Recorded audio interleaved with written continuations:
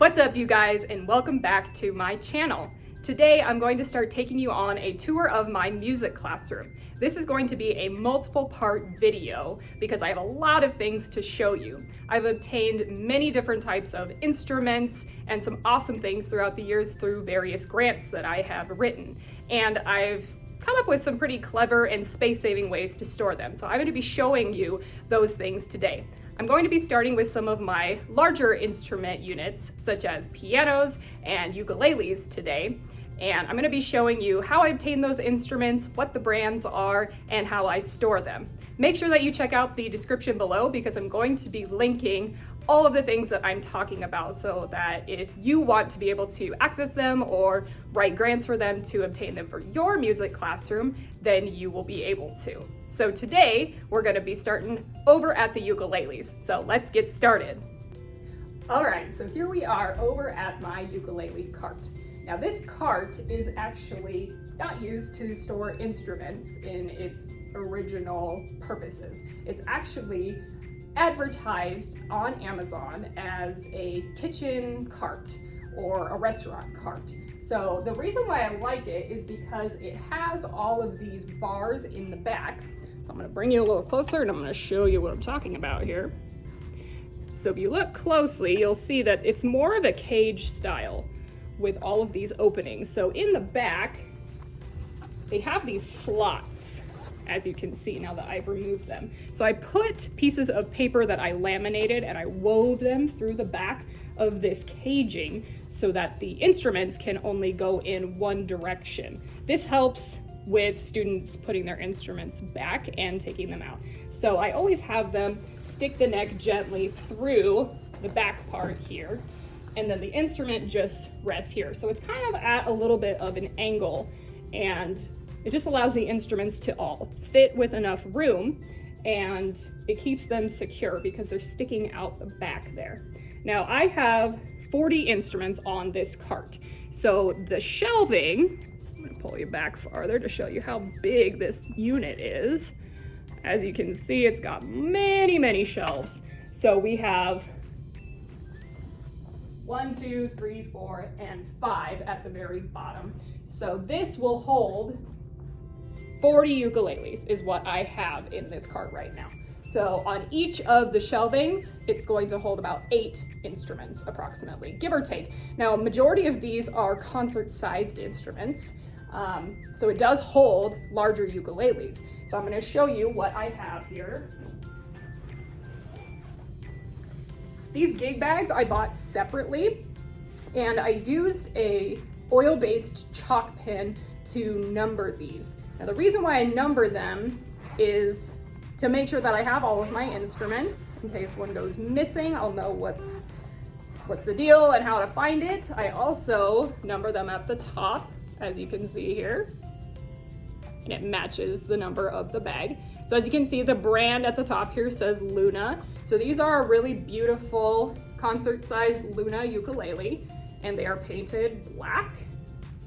I got these through a Donors Choose grant last year, and these do not come as a class set. So I actually individually ordered through Donors Choose using Amazon 40 of these individual ukuleles. So they all shipped in different amounts at different times, but I was still able to obtain all of them within a couple of weeks of each other.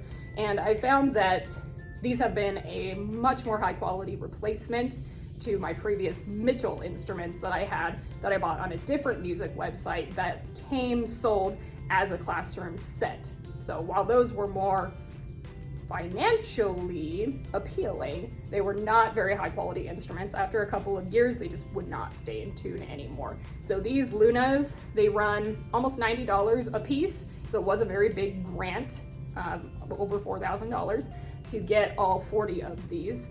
But I had some very generous donors to make this possible, and these have been absolutely excellent. The strings break in really easily, they stay in tune, they're easy to tune, and they're a really good size for my 4th and 5th graders to hold in terms of body size. They like these better than the sopranos that I had previously. So I'm gonna link this in the description below, and I'm going to link the cart as well. And I will also link the gig bag and the oil-based chalk paint pen that I use to write on these. So if you're interested in trying to get any of those through a grant or a personal instrument, you're going to want to check out the description below to make sure that you have access to those things. So the next thing I'm going to show you really quick are the tuners that I use for these instruments. So now I'm going to show you the tuners that I have for the kids to use for their ukuleles. So these tuners are the ones that I use, and they come in 2 packs on Amazon. And I've found that these are both financially accessible, but they're also easy for the kids to use, and they've held up for the last 4 or 5 years really, really well. They function with a battery in the back, and they're a really common watch battery. I believe they're like the CR 2032s. I'll link those as well because I got a really good deal on big pack of them at Amazon, and I always keep those on hand in case they run out. But they hook onto the top. This is movable. They're easy to turn on. So you just hold them on. You can adjust them from C, G, B, V, U. I always just use the C for tuning with my students. But if you're using any other types of string instruments, you can also utilize these tuners in your classroom as well. I just keep these in this plastic bin, and I usually just leave them on top of my piano next to my ukulele cart behind me. So when my students come in, they know that they need to grab their instrument, they grab a tuner, and they also sit on buckets and seat pads, which I'm going to show you next. So these are the buckets that I got from Home Depot that I have my students sit on for ukulele. These also are amazing because they double as bucket drums, which I have used with other grade levels. These you can get either at Lowe's or Home Depot. I got them at Home Depot. They're just the 5-gallon buckets. If you don't have a Home Depot nearby, I'll also link some 5-gallon buckets that are a good price from Amazon that you can get access to. But the nice thing about Home Depot and Lowe's is that oftentimes if you contact the manager or you write them a letter, they will be willing to donate some of these 5-gallon buckets to your classroom, which is awesome because then it costs you nothing. So the thing about these though is that on the bottom, they do have a raised lip here, as you can see. So when the kids turn them upside down to sit on them, that lip is not the most comfortable thing. So what I was able to obtain recently were seat pads to put on top of those. So I'm gonna show you those and how I store those. All right, so over here is one of the locations that I have these seat pads hanging. These are just utility hooks. So if you start to drill into the wood, they just screw in and they stick really, really tight on here. And they're just a great way to hang these because these do have little handles. These are also great for any other grade levels. If your kids sit on the floor like mine do, these tend to be a more comfortable option for students to sit on the floor with. They're easy to grab, they're squishy, they're hard to ruin. I have, I think, about 40 of these, and I did obtain them all on Amazon. They come in smaller packs, so I had to order multiple of them. But make sure that you check the description below if you want to obtain some of these seat pads. By the way, if you're getting value out of this video, go ahead and hit the like button and consider subscribing because there will be a part 2 to this video, and I don't want you to miss out because I have so many more instruments to show you. The last thing I'm going to show you in part 1 here video is the most recent instruments that I got funded, and they are my piano keyboards, and I'm super excited about them. So let's head over and take a look at those. All right, so over here are my brand new keyboards that I just got funded for my students. These are awesome because they're rechargeable, they're easy to store, and they're not super expensive, which I love. So I got this really beautiful wood shelving unit off of Amazon. I'm gonna link that in the description as well. It has 5 shelves, which is super helpful. I do have an extra shelving unit over here that I've just had for a little while that stores some of my extras, but they're awesome because you can just stack them on top of each other. So they plug in right here. You can see I have a USB tower here, and these hold 10 USB ports, so I have multiples of these, which makes it super easy for the kids to plug them in. So this is what the keyboard looks like. They turn on the side here, and they have a headphone jack, a mic jack, and an audio input on the side here as well. These also came with little microphones that I took out because I don't use them with the kids and they tend to just mess with them, but that is kind of a cool option if that's something that you want to incorporate into your classroom.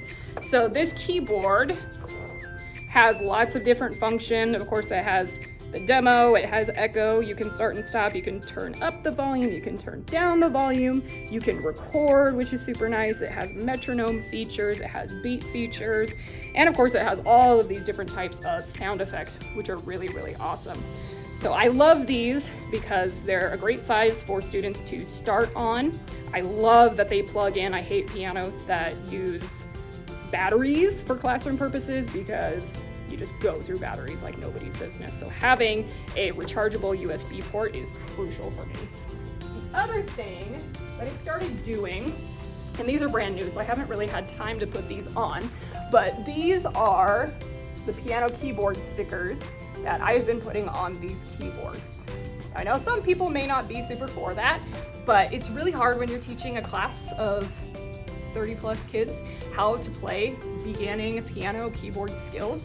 And it's hard enough just for them to find all of the different notes. It's hard enough for them to identify the difference between black and white keys. So I usually am planning anyway on starting these in 3rd grade. So I think that these are super helpful. I also have my students use these sometimes when we're composing in music class because it helps them choose the pitches that they want, and some of them even perform their pieces on here.